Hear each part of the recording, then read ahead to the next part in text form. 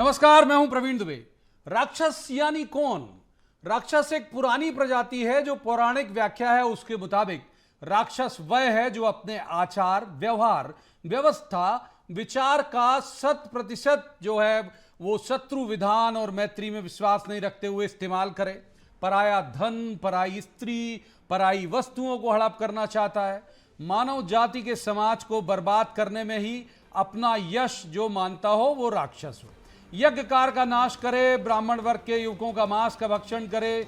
तो दरअसल राक्षस जो कुल है उसके कुल की रक्षा की जिम्मेदारी ली थी कभी रावण ने। एक सूत्र वाक्य उन्होंने दिया था, वयम रक्षामः। बहरहाल आज इसका जिक्र इसलिए क्योंकि कांग्रेस के सांसद रणजीत सिंह सुरजेवाला ने एक बयान दिया कि भाजपा को वोट देने वाले और भाजपा के नेता राक्षस हैं। इसमें कोई दो राय नहीं कि यह बयान है तो बेहद आपत्तिजनक। भाजपा ने इसे लपक लिया है। मुख्यमंत्री सहित कई बड़े नेताओं ने इस पर गंभीर आपत्ति जताई है। सुरजेवाला का ताजा कनेक्शन एमपी से जुड़ा है और यह बयान एमपी के विधानसभा चुनाव में भी उछलेगा, इसमें कोई दो राय नहीं। मुख्यमंत्री शिवराज सिंह चौहान जिस मसले को में रिएक्ट करते हैं, मतलब साफ है कि वो मसला बहुत दूर तक ले जाएगा और वो उसे दूर तक ले जाएंगे। तो आज बात करेंगे इसी मसले पर कि चुनाव के वक्त नेताओं की जुबान में नियंत्रण क्यों नहीं रहता। क्या सुरजेवाला का फैलाया हुआ रायता समेट पाएगी लोकल कांग्रेस? सबसे बड़ा सवाल यह कि क्या जनता को ऐसे बयानों से सरोकार रहता भी है या नहीं। एक बेहद खास पैनल हमारे साथ जुड़ेगा जिसके पास ये सारे सवाल लेकर जाएंगे और कहेंगे कि जवाब तो देना होगा। रस्मन सबसे पहले आपको दिखाते हैं एक रिपोर्ट, देखिए।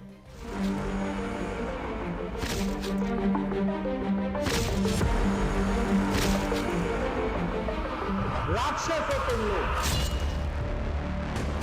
भारतीय जनता पार्टी को जो वोट देता है और भारतीय जनता पार्टी का जो समर्थक है वो राक्षस प्रवृत्ति का व्यक्ति है। राजनेता और भाषण की मर्यादा, राजनेता और भाषा का संयम, ये परस्पर विरोधाभासी स्वर है। और जब चुनाव बिल्कुल द्वार पर खड़े हों तब तो एक बयान कहां से कहां ले जा सकता है, इसका अंदाजा लगाना ही मुश्किल है। कांग्रेस के राष्ट्रीय महासचिव रणदीप सिंह सुरजेवाला हरियाणा की एक जन आक्रोश रैली में बोल गए कि भाजपा के नेता और भाजपा के वोटर दोनों राक्षस हैं। हरियाणा सरकार के खिलाफ जनता के बीच आक्रोश दिखाना था तो उनके व्याकरण में शायद अतिशय आक्रोश झलकाने का यही एकमात्र शब्द बचा होगा। सुरजेवाला का कनेक्शन एमपी से अभी ताजा जुड़ा है तो जाहिर था कि तल्ख प्रतिक्रिया यहां भी होनी थी और हुई भी। पहले सुनिए सुरजेवाला का वो विवादित भाषण और उसके बाद कांग्रेस की सफाई भी। अरे राक्षसो, भाजपा जजप्पा के राक्षस हो तुम लोग। भारतीय जनता पार्टी को जो वोट देता है और भारतीय जनता पार्टी का जो समर्थक है वो राक्षस प्रवृत्ति का व्यक्ति है। मैं आज महाभारत की इस धरती से श्राप देता हूं। उनका संदर्भ भारतीय जनता पार्टी की सरकारों से है। 84% लोगों की आमदनी घट गई, महंगाई की आग में देश की जनता को झोंक दिया। तब ये कहना पड़ता है उनको कि भारतीय जनता पार्टी का कृतित्व और व्यवहार कैसा है।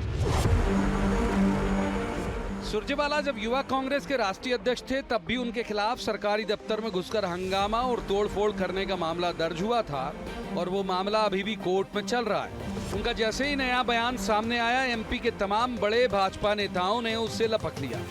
बीजेपी जानती है कि इस बयान को जितना तूल दिया जाएगा उतना ही फायदा उसे चुनाव में होगा।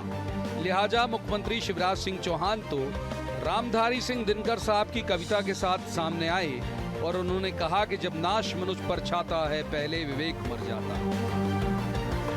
जब नाश मनुष्य पर छाता है पहले विवेक मर जाता है। ये कांग्रेस है जिसके नेता कह रहे हैं कि जनता राक्षस है। क्या भारतीय जनता पार्टी को वोट देने वाले करोड़ों करोड़ लोग राक्षस है? सोनिया जी, राहुल जी, आप क्या मानते हैं? क्या आप सारी जनता को राक्षस मानते हैं? इसमें कोई दो राय नहीं कि भले ही सुरजेवाला का लक्ष्य समूह जो भी रहा हो, लेकिन उनका बयान बेहद आपत्तिजनक है। अब ये तो तय है कि बीजेपी को वोट देने वालों में ढेरों प्रबुद्ध लोग भी हैं, साधु संत भी हैं, तय बात है कि इनमें से किसी की भी प्रवृत्ति राक्षसी तो नहीं ही है। अब ये देखना दिलचस्प होगा कि एमपी कांग्रेस असमय आई इस बयानी आफत का काट कैसे निकालती है और क्या ये बयान उसे नुकसान पहुंचाएगा भी या नहीं। Bureau report, BST।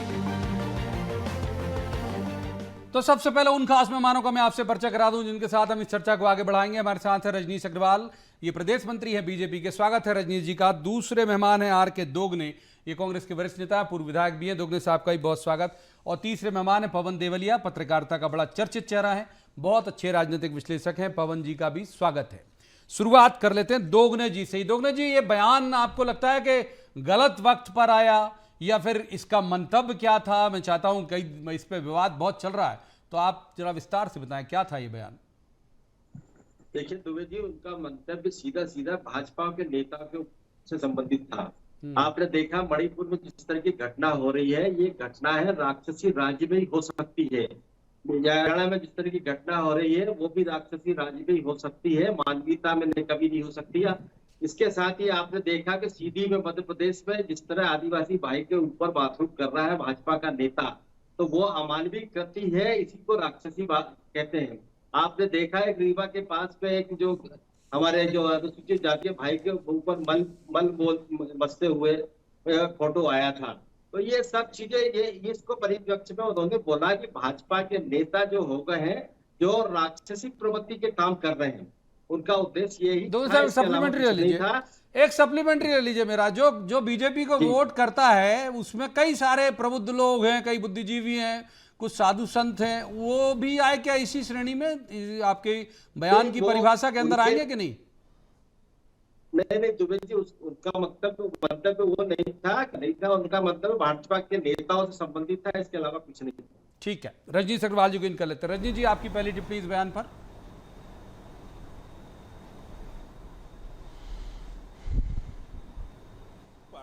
जो भारत के ही लोग हैं, भारत में ही रहने वाले ये कांग्रेस के लोग हैं, किस प्रकार की बातें करते हैं। दरअसल ये घमंड, ये अहंकार एक बार नहीं बार बार उजागर होता है।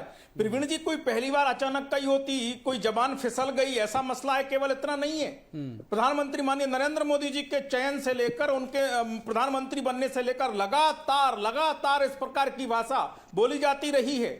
भाजपा के बारे में बोले तो भी ठीक, ये मतदाताओं के बारे में बोल रहे हैं और परिभाषा बता रहे हैं दोगनी जी, ऐसा नहीं वैसा था, वैसा नहीं ऐसा था, इनके बारे में नहीं उनके बारे में था। अरे सीधी शुद्ध हिंदी में, सपाट हिंदी में कहा और भाषण में कहा कि जो वोट देने वाले लोग जो हैं वो राक्षसी प्रवृत्ति के लोग हैं। क्या है ये, क्या है, किस प्रकार की सोच अहंकार भरी है? यानी मतदाता जो वोट देता है, करोड़ों लोगों ने जिन्होंने देश में वोट दिए, मध्य प्रदेश में भी वोट दिए, वो सब राक्षसी प्रवृत्ति के हैं। अरे दोगने साहब, हिंदी हरदा के लोगों को भी आती है। हरदा के लोगों ने जो भारतीय जनता पार्टी को वोट दिया, सांसद भी बनाया, विधायक भी बनाया, वो सब राक्षस प्रवृत्ति के। आप चुनाव लड़ते हो, एक बार जीते भी थे, वो सब राक्षसी प्रवृत्ति के हो गए। ठीक है, आपका अहंकार इस कदर, ठीक कोई है, वोट वक्त बहुत है, आपकी पार्टी वक्त को बहुत है, ना दे आपका तो उत्साह बता रहा है कि वक्त बहुत है और आक्रामक रहने वाले हो आप। एक बार पवन जी को इन करते हैं। पवन जी, इस तरह के बयान हम देखते हैं कि भाई ठीक है, सुर्खियां बहुत ज्यादा बटोर लेते हैं। आपकी पहली टिप्पणी, ये बयान बोला गया हरियाणा में, बोला वहीं के किसी नेता ने, वहीं से आशय मेरा यह है कि भाई MP से सीधा कनेक्शन अभी ताजा जुड़ा है। आपको क्या लगता है MP के चुनाव में ये बयान क्या मायने हैं उसके और कितना फर्क पड़ेगा? प्रवीण जी, देखिए, रणजीत सिंह सुरजेवाला जो है हरियाणा से राजनीति में आते हैं, युवक कांग्रेस के अध्यक्ष रहे हैं, सब लोग जानते हैं, चर्चित चेहरा है। वो वहाँ अपने नेतृत्व को लेकर हरियाणा में बड़ी जद्दोजहद वो कर रहे हैं। बार बार कांग्रेस शैलजा को आगे कर देती है। मुझे लगता है कि सुर्खियों में बने रहने के लिए लंबे बड़े छोटे करते रहते हैं अपना एक दूसरे का। हाँ जी। तो मुझे लगता है कि अपना कद बड़ा करने के लिए रणजीत सिंह सुरजेवाला ये बोल गए। लेकिन जैसा कि अभी आपने रजनीश जी को कहा कि आक्रामक शैली आपकी होने वाली है चुनाव में, तो भारतीय जनता पार्टी ऐसे मुद्दों को कितनी तेजी से लपकती है, ये बड़ी सीखने की बात है।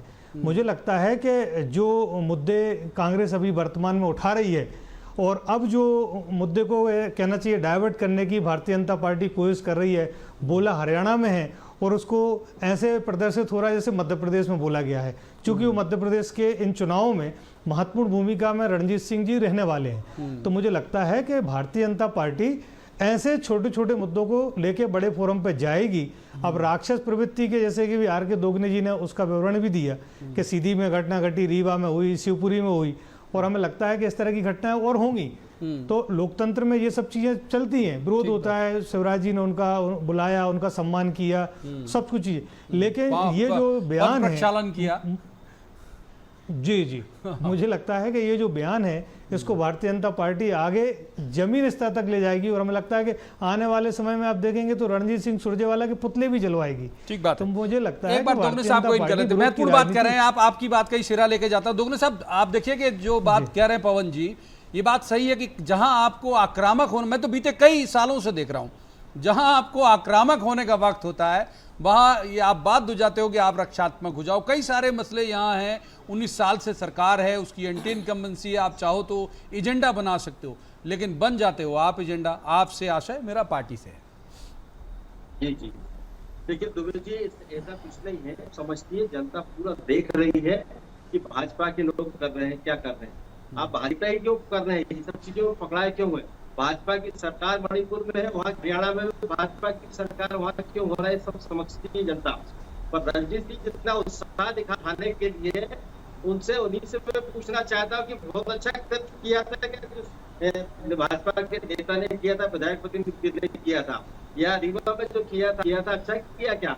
आप मणिपुर में क्यों नहीं बोलते हैं। आप यहाँ इतने बलबला रहे हैं, से चिल्ला रहे हैं, तो मणिपुर में बोलिए ना, वहाँ महिलाओं के साथ इतना बुरा अत्याचार किया, राशि नहीं है तो क्या है। आपका मुख्यमंत्री देख रहे हैं, वहाँ चुपचाप, प्रधानमंत्री जी देख रहे हैं, घोषणा नहीं कर रहे हैं। और आप जब हमारे यहाँ हमारे नेता सोनिया गांधी जी के बारे में उल्टे नेता बोलते थे, जब कहाँ गए थे आप, जहाँ कहाँ आई थी शर्म आपको, सशक्तिकरण की बात करते हो, कहाँ गई थी आपको, महिला नारी शक्ति की बात करने की बात। ठीक है दोगने साहब, बहुत वक्त दिया आपको, माफ कीजिए, रोकूंगा। दूसरे मेहमान को इन कर लेता हूँ, रजनीश जी को इन कर लेता हूँ। रजनीश जी, मैं आपकी उस एक बात से सहमत हूं कि बड़ा बयान है, राक्षस कहना किसी को गलत बात है, वाकई आपत्तिजनक है, क्योंकि हमने जो पुराणों में पढ़ा है वो यही पढ़ा कि ये जो कुल है ये बहुत ही खराब होता है। मैं दो बयान आपके पास कोट करता हूं और चाहूंगा कि आप बताएं कि ये कैसे थे। एक तो आपके केंद्रीय मंत्री हैं गिरिराज सिंह जी, उन्होंने कहा था केजरीवाल मायावी राक्षस मारीच की तरह हैं, और एक मध्य प्रदेश के ही हैं, बहुत दबंग नेता हैं, बड़े बड़े नामचीन हैं, वो आपके राष्ट्रीय महासचिव भी हैं। वो कह रहे थे, एक बार अप्रैल में ही कहा उन्होंने कि जो लड़कियां ढंग से कपड़े नहीं पहनती उसे देविनी शूर्पणखा कहना चाहिए। शूर्पणखा का कुल, जहां तक मेरा संज्ञान है, वो राक्षस कुल की ही थी।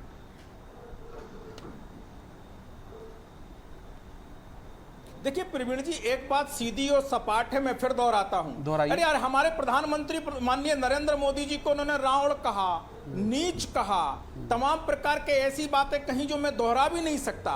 उनके मां के बारे में, उनके पिता के बारे में टिप्पणी की, हमारे मुख्यमंत्री के बारे में नालायक श्रीमान कमलनाथ जी ने कहा, और भी कई प्रकार की बातें करी।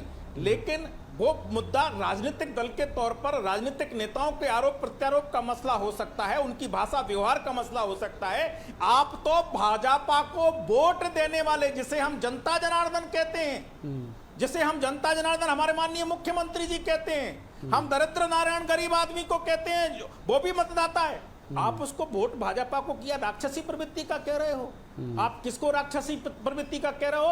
प्रवीण जी, 41% लोगों ने, जो मतदाताओं ने हमें वोट दिया, उन 41% मतदाताओं का अपमान नहीं कर रहे आप कि भाजपा को वोट देने वाले, और जो देश भर में जो 35% से ज्यादा लोगों ने हमें वोट दिया, उनका भी अपमान नहीं कर रहे। बिल्कुल, पवन जी को इन कर लेते हैं, पूरी बात करिए आपकी, बहुत गौर से सुना भी। पवन जी को इन कर लेते हैं। पवन जी, जैसे बीजेपी के जो बड़े नेता हैं वो बोलते हैं तो अपना जो कोर हिंदुत्व वाला जो वोटर है उसे एड्रेस करने के लिए बोलते हैं, इसीलिए कई बार आक्रामक हो जाते हैं, और चिन्हित है इनके यहाँ तो भाई जो पोस्टर बॉय इनके अलग हैं जो कट्टर हिंदुत्व पे बात करते हैं। तो क्या आपको लगता है कि ये वैसे ही प्रयास था कि जब कोर वोटर को के लिए अतिशय, जो हमने एक शब्द इस्तेमाल किया कि अतिशय आक्रोश झलकाने के लिए बोल दिया, या फिर सोच समझ के बोला होगा?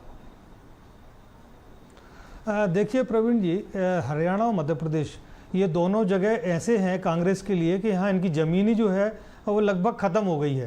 तो वहाँ भी कांग्रेस जद्दोजहद कर रही है, मध्य प्रदेश में भी वही हालात हैं। तो हरियाणा में जो रणजीत सिंह सुरजेवाला ने जो बोला है वो इसलिए बोला कि उनको कुछ जगह मिले वहाँ। अब उसको मध्य प्रदेश में इसलिए भारतीय जनता पार्टी मुद्दा बनाना चाहती है क्योंकि वो यहाँ के प्रभारी हैं। तो अब ऐसी परिस्थितियों में मुझे लगता है कि ऐसे और नेताओं को कांग्रेस खड़ा करेगी जो इस तरह के आक्रामक शैली को लेकर चुनाव में जाएंगे, और अगर इस तरह के विवादित बयानों को लेके जाएंगे तो निश्चित रूप से कांग्रेस बहुत बैकफुट पे होगी, क्योंकि भारतीय जनता पार्टी में रणनीति बनाने वाले लोग बैठे हुए हैं। कांग्रेस में इस तरह का नहीं है।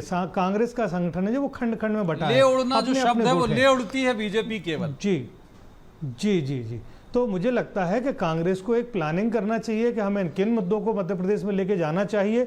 अगर इस तरह के मुद्दों को लेके जाएंगे तो निश्चित रूप से जो आक्रामक शैली रजनीश जी की दिख रही है वो भारतीय जनता पार्टी की होगी, और इससे निश्चित रूप से भारतीय जनता पार्टी को लाभ मिलेगा। और आने वाले समय में जैसी जो प्रवृत्ति है, अब जहां तक रणजीत सिंह सुरजेवाला की एक और बात है, पिन पॉइंट करें, आर के दोगने जी हमारे साथ बैठे हैं, हरदा में हम लोकल की बात करें, ये नेतृत्व करते हैं कांग्रेस का, ऐसा कौन सा मुद्दा उठाया उन्होंने? ऐसी स्थिति है, हर जिले में लगभग स्थिति है कि कांग्रेस कोई मुद्दा उठाना नहीं चाहती, अपने नेताओं पर निर्भर है। जवाब ले लेते हैं। दोगने साहब, आप लोग खुद तो एजेंडा उठाते नहीं और एजेंडा बन जाते हो। ये कह रहे हैं कि भाई आप लोग लोकल कनेक्ट जो है, माने जितना मैं शब्द से तर्जुमा कर पाया उनकी बात का, लोकल कनेक्ट नहीं कर पा रहे हैं आप लोग। दोगने जी नहीं प्रवीण जी, ये बात नहीं है। आप देखें, इसलिए तो कांग्रेस को अभी क्यों मान रहे लोग, या वापस आने की बात क्यों कर रहे हैं? कमलनाथ जी को वापस लाने की बात जनता कर रही है और उसमें घबरा के इतनी बातें कर रहे हैं भाजपा के लोग। और हरियाणा में वो स्थिति बन रही है कि कांग्रेस वापस आ रही है इसलिए घबरा रहे हैं। आप मुद्दे की बात कर रहे हैं तो हमने मुद्दा उठाया है, और यहाँ कृषि मंत्री के क्षेत्र में मूंग की खरीदी में 40% कचरा मिट्टी खरीद लिया है और उसकी जांच नहीं हो रही। इस सरकार में हम लोगों ने शिकायत भी की, आवेदन भी किए हैं।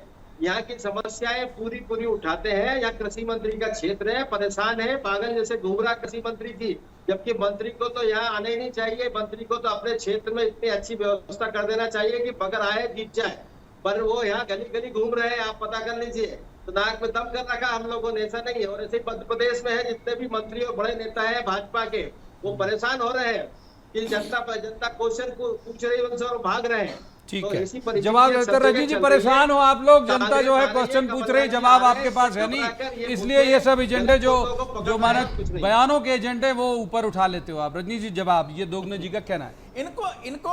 इनको जनता के सामने ऐसा बोलते समय प्रवीण जी शर्म भी नहीं आती क्या? जनता के बीच में जाने वाले शिवराज जी हमारे नेता, हमारे तमाम कार्यकर्ता नीचे से ऊपर तक लगातार सक्रिय जनता के बीच, जनता के साथ, जनता के बीच में काम करने वाले हैं। कमलनाथ जी इतने जितनी बार ये बातें कर रहे हैं उतने मिनट भी पैदल चल के जनता के बीच में खड़े नहीं हो सकते। मैं जमीन पर चलने की बात तो कह ही नहीं रहा हूं, मेरी अपेक्षा भी नहीं है, क्योंकि मुझे पता है वो नहीं चल पाएंगे। लेकिन बातें बड़ी बड़ी मत करो। जनता के बीच, जनता के साथ हम हैं, इसलिए वोट हमें मिलते हैं, और वोट हमारे नेतृत्व की साख और दाग पर मिलते हैं। इसलिए मोदी जी जैसे नेता पर वोट मिलते हैं, शिवराज जी जैसे नेता पर वोट मिलते हैं। 18 साल मुख्यमंत्री हो जाना यूं ही नहीं होता, यूं ही नहीं होता। ठीक है, पवन जी को इन कर लेता हूं सर, पवन जी को इन कर लेता हूं।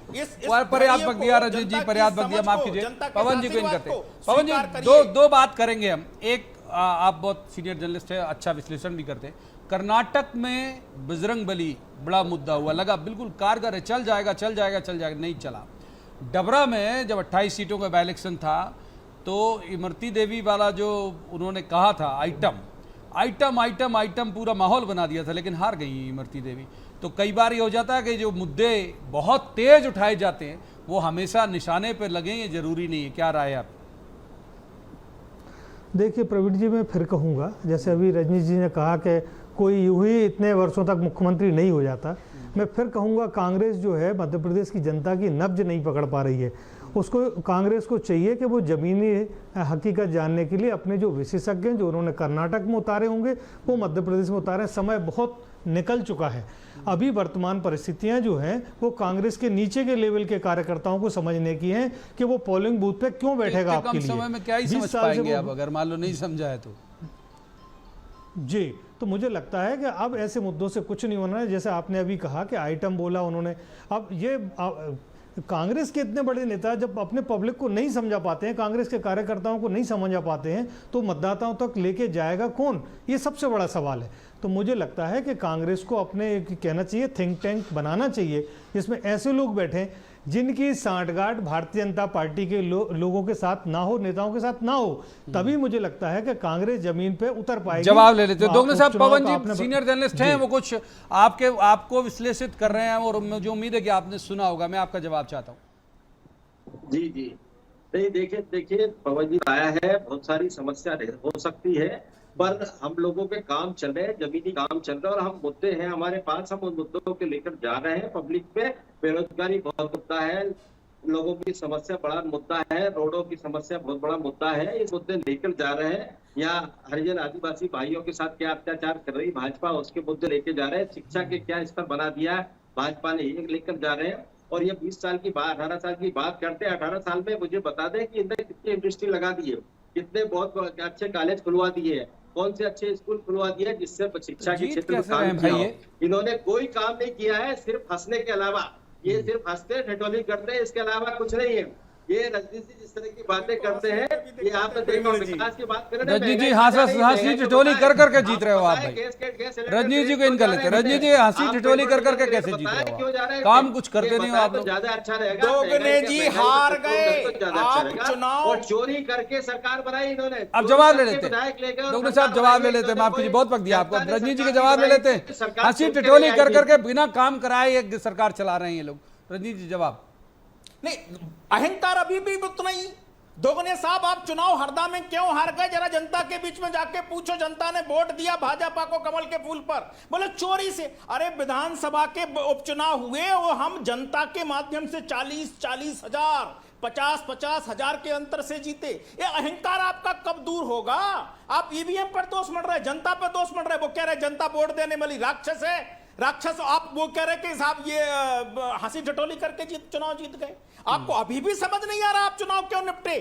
अभी भी समझ नहीं आ रहा 40-40, 50-50 हजार से क्यों आपको उपचुनाव हो रहा है? समझा दो ना भाई, हाथ के हाथ समझा दो आप। कंसल्टेंसी दे दो मुफ्त। हमें कह रहा हूं 70 सालों में पक्का मकान दिया हमने, निःशुल्क राशन आज 80 करोड़ को दे रहे हम। हमारे जो आयुष्मान भारत 5 लाख का स्वास्थ्य बीमा दिया भाजपा सरकार ने, आपने 70 सालों में क्यों नहीं दिया जी? आदिवासियों के ऊपर अत्याचार की बात कर रहे हो। सबसे ज्यादा राजस्थान में 20.6% की दर से एनसीआरबी के आंकड़े हैं। राजस्थान में दूसरे नंबर तेलंगाना, तीसरे नंबर केरल, वायनाड से जहां श्रीमान राहुल गांधी जी सांसद होकर आते हैं। किसकी बात कर रहे हैं? कौन सी बात कर रहे हैं? जहां जूते में भर शराब पिलाई जाती है। रोक दूंगा, बहुत वक्त दिया। देखिए बहुत वक्त दिया। मैं पवन जी को इन कर लेते हैं साहब। पवन जी को इन करूंगा, माफ कीजिए, दोनों पॉलिटिकल गेस्ट को आऊंगा। दोनों साहब बहुत वक्त है अभी तो, मतलब हाँ है, वक्त है। पवन जी को इन कर लेते हैं। पवन जी, ये कांग्रेस की एक मुश्किल आपको ऐसे लगती है, जैसे आपने 2-3 मुश्किलों की तरफ इशारा किया कि भाई वो एक बड़ा शेर है कि खुद को बदलिए वक्त की तब्दीलियों के साथ, पहचानिए कि वक्त के तेवर बदल गए। तो बदलते तेवर पहचान पा रही है क्या आपको लग रहा है कांग्रेस? देखिए प्रवीण जी, हम लोगों ने बहुत लंबे समय से एक सक्सेस मॉडल के रूप में अगर देखा है तो मध्य प्रदेश के मुख्यमंत्री शिवराज सिंह चौहान को देखा है। मुझे लगता है कि कांग्रेस अगर थोड़ा सा इसको कॉपी भी कर ले तो बराबर में खड़ी हो जाएगी। हम नहीं कहते कि वो नौटंकी कर रहे हैं, हम नहीं कहते कि वो तमाशा कर रहे हैं, हंसी ठिठोली कर रहे हैं। अरे साहब, आपको किसने मना किया करने के लिए? आप भी तो कुछ सक्सेस मॉडल को अपना के देखिए। अगर आपको लगता है कि इस मॉडल को अपनाने से सक्सेस मिलता है तो आपको किसने रोका? तो मुझे लगता है कि कांग्रेस को सीखने की जरूरत है। समय बहुत कम है जैसा कि आपने कहा, लेकिन अभी भी समय बीता नहीं है। कोशिश कर सकते हैं, जीत हो सकती है। दोगने जवाब, छोटा सा बहुत छोटा जवाब, वक्त बिल्कुल फिसल रहा है हाथ से। देखिए पवन जी कांग्रेस की स्थिति इतनी अच्छी है, इसीलिए तो आपको देख लीजिए प्रधानमंत्री कितनी बार आ चुके हैं यहाँ पे। आप देखिए राष्ट्रीय अध्यक्ष कितनी बार आ चुके हैं। आप देखिए अमित शाह जी कितनी बार आ चुके हैं। क्यों आ रहे हैं? अगर इनको घबराहट नहीं है, इनको डर नहीं है कांग्रेस से, तो क्यों आ रहे हैं? तो ये सोचने की बात है। कांग्रेस बहुत मजबूत है। कमलनाथ जी के नेतृत्व में मध्य प्रदेश सरकार बनेगी। 23 में 18 में भी बनी थी, चोरी करके विधायकों की सरकार बनाई। एक बार रजनीश जी का क्लोजिंग ले लेते हैं। बिल्कुल फिसल गया वक्त, रहा तो ही आ पाऊंगा पवन जी के पास, अन्यथा रजनीश जी जवाब। डर गए हो आप लोग, भाई बड़े बड़े नेता ला रहे हो दिल्ली से, इसीलिए कांग्रेस से की तैयारियों से डरे हुए हो आप। ये हमें गर्व है कि हमारे प्रधानमंत्री जनता के बीच आते हैं। मध्य प्रदेश भी इसी देश का एक हिस्सा है, हृदय में बसता है। अध्यक्ष भी हमारे आते हैं। अरे खड़गे जी आज 3 बार प्रोग्राम बना नहीं आए, राहुल गांधी जी का प्रोग्राम बना नहीं आए, किसने रोका भैया? ठीक है सर, माफ कीजिए, वक्त इतनी चर्चा की इजाजत देता, माफ कीजिए, मैं आगे ले जाना चाह रहा था लेकिन वक्त इजाजत नहीं देता। बहुत शुक्रिया तीनों मेहमानों का इस चर्चा में शामिल होने के लिए। लेकिन ये बात तय है, जैसे मैंने कहा कि कई बार ये हो जाता है कि जो बयान हैं वो बहुत दूर तक चले जाते हैं। कई बार ये होता है कि उनकी हवा भी निकल जाती है, जैसे मैंने कर्नाटक का भी उल्लेख किया, डबरा का भी उल्लेख किया। तो देखना दिलचस्प होगा कि इस बयान के मायने चुनावी तौर पर कहां तक जाएंगे। आज की चर्चा में इतना ही। कल किसी खास मसले पर खास पैनल के साथ बैठकर कहेंगे जवाब तो देना होगा। आप देखते रहिए BST।